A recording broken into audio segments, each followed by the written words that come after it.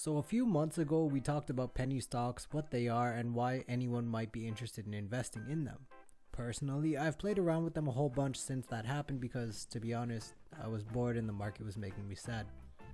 Today we're going to talk about how one of them is looking to use a capital reduction method to help pull themselves out of the penny stock range and improve their capital structure. You're watching Sekider, and today we're talking about capital reductions using Sejong Telecom as an example. Now before we continue, we'd just like to remind you that this channel is meant for general education purposes only and isn't meant to replace the legal or financial advice of a paid professional.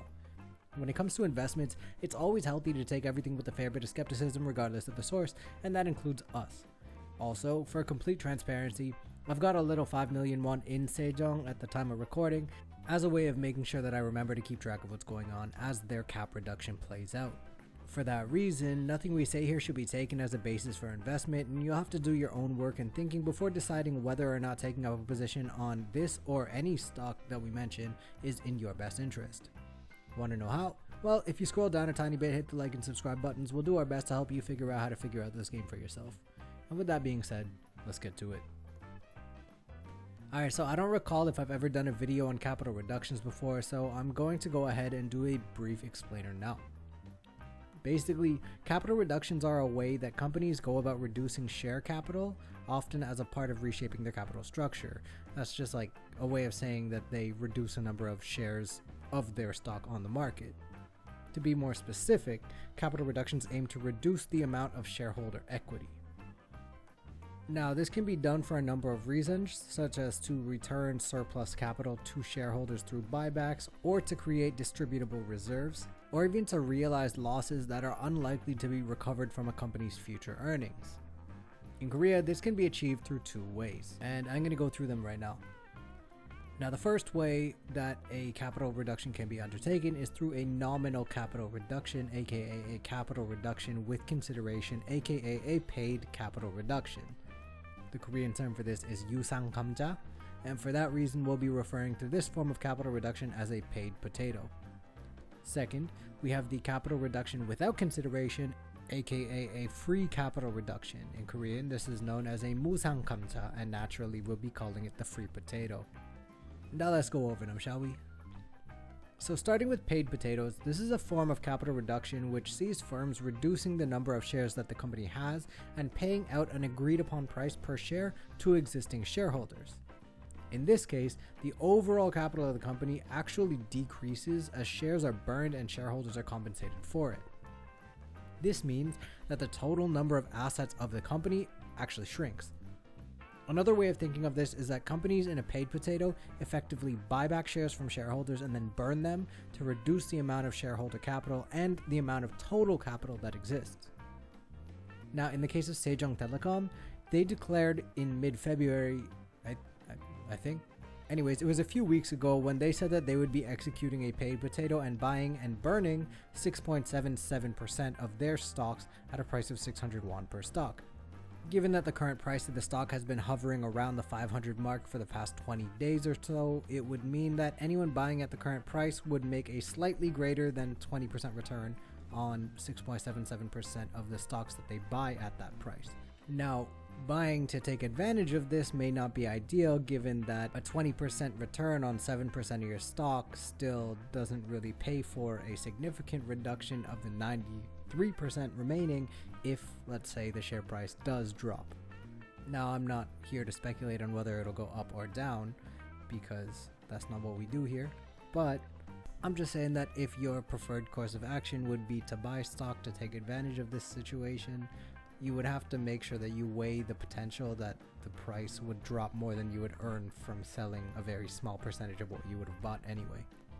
Now, for current shareholders, however, if you bought in before the price dropped below 600, that any of the stocks that would have been bought back and burned through the 유상감자 would be transacted at a loss, given that your cost basis is higher than they would be paying you for.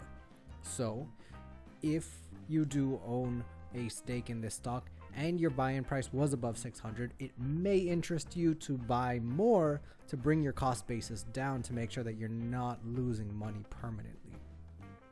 And again, I do have a stake in this stock, so I'm not telling you to buy if you are in that situation. I'm just saying it might be something you want to consider because, I mean, getting forced to sell for 600 when you bought in at 700 just sucks. Alright, next let's talk about free potatoes. This kind of potato reduces the number of shares available on the market without providing shareholders with compensation. Now this may sound bad because at least with the other kamja, they burn the stock but they pay you. But the thing with the Musang kamja is that ultimately the number of assets that the company holds doesn't change. Like they're not actually reducing their assets and then paying shareholders with cash that the company owns. So ultimately what they're doing is taking money from one side of their business and transferring it to another. Ultimately, however, in the case of a free potato, you'd have to look at the ratio. Like let's say the ratio is 2 to 1. And I think that's likely to be the case for Sejong after they execute their paid potato. That just means that shareholders will end up holding half the number of shares as they did before, but the stock value will double what it was before. Ultimately, you'll end up owning the same amount of the pie, you'll just have a fewer number of slices.